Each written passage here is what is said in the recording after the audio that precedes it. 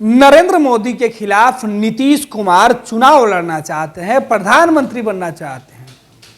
Janata Dal United को राष्ट्रीय party बनाने के लिए देश भर में अपने उम्मीदवार उतारते हैं, लेकिन हर बार की तरह इस बार भी 4 राज्यों के जो चुनाव के नतीजे सामने आए हैं, उसमें जिन राज्यों में जनता दल यूनाइटेड ने चुनाव लड़ी है, उन 10 सीटों के उम्मीदवारों का हाल हम आपको बता देते हैं। नीतीश कुमार ने अपनी भद पिटवा ली है। नीतीश कुमार की किरकिरी हो रही है कि जब आप जमानत नहीं बचा सकते हैं तो फिर चुनाव क्यों लड़ते हैं हम।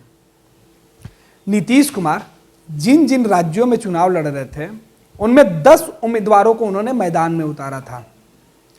अब 10 उम्मीदवार में से एक ऐसे उम्मीदवार को जनता दल यूनाइटेड ने अपना कैंडिडेट बनाया था जो बीच मैदान से ही भाग गया। 9 लोग चुनाव के मैदान में उतरे। नीतीश कुमार, ललन सिंह या बिहार जेडीयू का कोई भी प्रमुख चेहरा चुनाव प्रचार में नहीं गया, क्योंकि इनको अपना हश्र पहले से पता था। बाद में जाते तो फजीयत होती, लेकिन उस फजीयत से बचने के लिए नीतीश कुमार ने तौबा कर लिया। अब हम आपको आंकड़े दिखा रहे हैं। एक्चुअली जो मेरे पीछे तस्वीरें दिख रही है ना, ये जनता दल यूनाइटेड यानी नीतीश कुमार के रणबांकुरे हैं, जिनके दम पर नीतीश राष्ट्रीय पार्टी का दर्जा हासिल करना चाहते थे और नरेंद्र मोदी को टक्कर देना चाहते थे। इन 9 उम्मीदवारों की हम चर्चा करेंगे। हमारे सहयोगी तेज हमारे पास रहेंगे और तेज से हम समझेंगे कि जेडीयू ने जिन जिन राज्यों में चुनाव लड़े वहां की स्थिति क्या रही, किन किन जगहों को जेडीयू ने अपने लिए सुविधाजनक सीटें मानी थी। पहले गठबंधन के इंतजार में जेडीयू के नेता बैठे रहे कि इन जो गठबंधन बना है विपक्ष की, उस गठबंधन के साथ उनका तालमेल हो जाएगा, लेकिन कांग्रेस ने भाव नहीं दिया और लास्ट में नतीजा ये हुआ कि जेडीयू निर्दलीय चुनाव, माफ कीजिएगा, जेडीयू अकेले चुनाव के मैदान में उतरी। तेज के पास चलते हैं, तेज से समझेंगे कि तेज ये 10 लोगों का जो नाम और लिस्ट हम जो दिखा रहे हैं, ये सभी ऐसे उम्मीदवार हैं जो चुनाव के मैदान में थे। किन किन राज्यों के लोग हैं? देखिए गणेश, मैं बता दूं कि इस बार जो है 5 राज्यों में चुनाव होना था, जिनमें 4 राज्यों का आज जो है काउंटिंग हो गया और रिजल्ट भी जारी कर दिया गया। अमूमन तौर पे कहे तो अभी हालांकि आधिकारिक तौर पर रिजल्ट जारी नहीं किया है, लेकिन रिजल्ट आ गया है। और रिजल्ट आने के बाद जो है आप देख सकते हैं कि 3 राज्यों में जो है बीजेपी को जीत हासिल हुई है, 1 राज्य में कांग्रेस की सरकार बनी। ऐसे में ये जो रिजल्ट हमारे पीछे आप देख रहे हैं, ये मध्य प्रदेश का रिजल्ट है। मध्य प्रदेश में जो है हमेशा से जदयू जो है चुनाव लड़ती रही है, इस बार भी चुनाव लड़ी, लेकिन हाँ, आपने ये जरूर कहा और ये आपने बिल्कुल सही सटीक कहा है कि वो जो है इंडी गठबंधन जिस बना ले विपक्षियों की गठबंधन, उसके सहयोग के तौर पे चुनाव लड़ने का प्लान बना रहे थे। लेकिन इंडी गठबंधन की तरफ से जो कांग्रेस या अन्य जो कह लें वहाँ जो पार्टियां हैं, इंडी गठबंधन की पार्टियां, उनकी तरफ से सहयोग नहीं मिला। और इसको लेकर आज जो है जब चुनाव के नतीजे आए तो जदयू के नेताओं ने कहा भी कि वहाँ जो है क्षेत्रीय दलों को आगे करना चाहिए था, तो कांग्रेस चुनाव जीत सकती थी। लेकिन अब बात कर लें कि आप कांग्रेस पे तो आरोप लगा रहे हैं, लेकिन आपकी वस्तुस्थिति क्या है? आपने तो खुद मिट्टी पलीत करवा दिया है। आपके जो उम्मीदवार हैं, अगर हम बात कर लें तो आधे से अधिक उम्मीदवार जो हैं वो 3/4 तक का आंकड़ा पार नहीं कर पाए, मतलब 100 तक का आंकड़ा नहीं आ पाया है।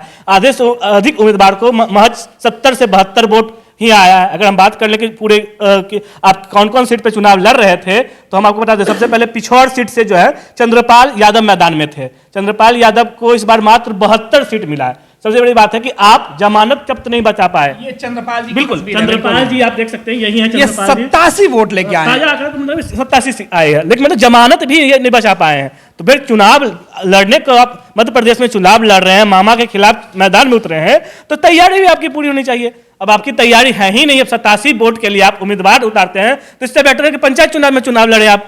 इससे अधिक वोट तो आपको पंचायत चुनाव में आ जाएंगे। बिल्कुल तेज, ये विधानसभा का चुनाव था और हम जो तस्वीरें दिखा रहे हैं जिसकी हम चर्चा कर रहे हैं, ये 87 वोट, ये चंद्रपाल सिंह यादव हैं, जनता दल यूनाइटेड के कैंडिडेट हैं और ये चुनाव लड़ रहे थे। संजय जैन जनता दल यूनाइटेड के उम्मीदवार हैं, 365 वोट। बिल्कुल आप देख रहे हैं 365 वोट। भाई आप जमानत के लिए भी चुनाव लड़िए। आप ऐसे ही बात कर लें, हम दूसरे की बात कर लें तो राजनगर सीट से जो है राम कुंवर रायकवाड़ ने चुनाव लड़ा था, ठीक है। उनको 272 सीट, मतलब ताजा आंकड़ा हम देख लें तो 325 आप देख सकते हैं, 325 सीट आया है। ये महिला उम्मीदवार थी, महिला उम्मीदवार थी, तो भाई 325 सीट आपको आ रहा है। आप बिहार में जो है सत्ता में आपकी पार्टी है, गठबंधन में आप सरकार चला रहे हैं, पिछले कितने 15 साल से आप बिहार में बतौर मुख्यमंत्री फेस रहे हैं, और जब मध्य प्रदेश में आपकी चुनाव लड़ने की बारी आती है, आपके जो मुख्यमंत्री हैं बिहार में वो खुद को पीएम कैंडिडेट का नारा लगवाते हैं। आपके पार्टी के कार्यकर्ता कहते हैं कि देश का पीएम कैसा हो, नीतीश कुमार जैसा हो। अगर पीएम नीतीश कुमार जैसा हो, उनकी पार्टी के उम्मीदवार को मात्र 325 वोट आए, तो फिर कैसे आपको पीएम कैंडिडेट के तौर पे ये देश की जनता स्वीकार करेगी? गणेश, दूसरे उम्मीदवार की चर्चा कर लेते हैं। बिल्कुल, दूसरे उम्मीदवार की हम चर्चा कर लें तो विजय रावगढ़ सीट से शिव नारायण सोनी जो है चुनाव लड़े थे। देख लीजिए उनकी स्थिति क्या है, महज 61 वोट। ताजा अपडेट जो है उसमें 79 हो गया। ताजा अपडेट के अनुसार 79 वोट, तो 79 वोट आपको आ रहा है। मतलब आप 100 तक का आंकड़ा भी नहीं पार कर पा रहे हैं। इतने तो एक गांव के अगर हम बात कर ले, छात्र संघ चुनाव हो तो इससे अधिक वोट तो उनके उम्मीदवार को मिल जाता है। दरअसल ये चर्चा हम इसलिए भी कर रहे हैं कि देखिए वहां कुल वोटिंग कितनी बड़ी है, 61,507 वोट पड़े हैं। इसमें सभी उम्मीदवार हैं, बिल्कुल। और इन 61,507 में से इनको महज 79 79 वोट। छात्र संघ चुनाव में से अधिक वोट पड़ जाए गणेश। अगर छात्र संघ चुनाव में अपने कैंडिडेट उतार दें तो ये इनसे अधिक वोट इनके छात्र संघ छात्र जदयू के नेता लेके आ जाए। नीतीश के दूसरे रणबांकुरे की चर्चा करें। दूसरे रणबांकुरे की चर्चा कर लें तो हाँ, एक थोड़ी सी इज्जत बचाई है तो थांदला सीट से तोल सिंह भुड़िया है। तोल सिंह भुड़िया जो है ये जनता दल यूनाइटेड के हैं, और ये इन्होंने थोड़ी इज्जत बचा दी है नीतीश कुमार की। नीतीश कुमार इनको लेकर जो थोड़ा राहत का सांस लिए होंगे कि चलो एक तो अच्छा हुआ, इनको 2588 वोट आया है, तो ये थोड़ी इज्जत बची है। लेकिन ये भी इज्जत उतनी नहीं बची है, क्योंकि यहां भी देख लीजिए 80 तकरीबन लगभग वोट पोल हुए हैं। ऐसे में 80,000 में आपको 2,000 आया है, तो आप ये भी नहीं कह सकते कि हमें बहुत अच्छा आया है। हाँ, थोड़े अच्छे अन्य उम्मीदवार के तौर पे आपको अच्छे वोट आए हैं, आप जो है अन्य उम्मीदवार के तौर पे थोड़ा आपका चेहरा जो है चर्चित रहा, लेकिन आप चुनाव नहीं जिता पाएंगे, जदयू को मध्य प्रदेश में कहीं स्थापित नहीं कर पाएंगे। दूसरे जगह की बात करें तो अगर हम दूसरे जगह की बात कर लें तो इसी तरह से अगर हम दूसरे चरण का जो उम्मीदवार करें कि पहले पहले लिस्ट के उम्मीदवार थे, फिर जदयू ने दूसरी लिस्ट जारी किया था, और दूसरे लिस्ट में बात कर लें तो पटेलवाद सीट से जो थे वो रामेश्वर सिघला थे चुनाव मैदान में। रामेश्वर सिघला को जो हम आंकड़े देख रहे थे उसमें 713 वोट हासिल हुआ था। ठीक है, रामेश्वर अभी जो है नया ताजा आंकड़ा देख रहे तो 805 वोट जो है उनको आया है। यहाँ पे पोलिंग बात कर ले तो देख सकते हैं आप 80,000 जो है के आसपास वोट पोल हुए हैं। ऐसे में जब 80,000 वोट पोल हुए हैं तो आपकी स्थिति क्या है वो आप देख सकते हैं, 805 वोट, मतलब आपको 1,000 वोट भी गणेश नहीं आ रहा है। तो फिर आप भाई क्यों मैदान में आए हैं, किस आधार पर मैदान में आए हैं? आपकी कहां गई आपकी तैयारी? आपके जो इतने बड़े बड़े दावे किए जाते हैं, आप कहते हैं हम महिलाओं के लिए इतना काम किए, महिलाओं के विकास के लिए काम किए। मध्य प्रदेश में भी महिलाओं के विकास में ही मामा ने चुनाव जीत लिया। शिवराज चौहान ने महिलाओं को लेकर जो कार्य बिल्कुल अगर दूसरे रणबांकुरे योद्धा की बात करें, नीतीश कुमार के योद्धा की बात करें, तो उनकी स्थिति क्या है? देखिए उनकी स्थिति बता दें, एक कैंडिडेट तो पहले ही मैदान छोड़ के भाग गए, मतलब मैदान में बचे महज 9 कैंडिडेट। एक कैंडिडेट को जब उम्मीदवार बनाया गया, लिस्ट जारी किया गया, लिस्ट जारी करते उन्होंने बोल दिया मैं मैदान में नहीं रहूंगा, मैं चुनाव नहीं लड़ूंगा। मतलब नीतीश कुमार ने उनको उम्मीदवार तो बना दिया, लेकिन वो खुद मान गए कि भाई जदयू जो है मध्य प्रदेश में कहीं टिकने वाली नहीं है, इसलिए उन्होंने पहले ही मैदान छोड़ दिया, मैदान छोड़ के भाग गए। उसके बाद हम बात कर ले दूसरे कैंडिडेट की, तो पंकज मौर्य जो है वो कटनी जिला के बोहरी बंद से चुनाव लड़ा था। पंकज जो है मौर्य नाम है उनका, 109 वोट आया है। मौर्य बिल्कुल 121 वोट था। वर्तमान में जो है ताजा अपडेट के अनुसार 121 वोट आया है, तो 121 वोट आया है। यहां भी जो है 80,000 के आसपास जो है वोट पोल हुए हैं। ऐसे में आप जमानत भी नहीं बता पाए गणेश, 121 वोट तो जमानत भी, उससे अधिक तो जमानत के लिए आपको वोट चाहिए। प्रमोद कुमार की भी चर्चा कर लेते हैं। प्रमोद कुमार की चर्चा कर लें तो यहाँ जो है 188 वोट इनको आया है। भाई आप 188 वोट आपके यहाँ जो है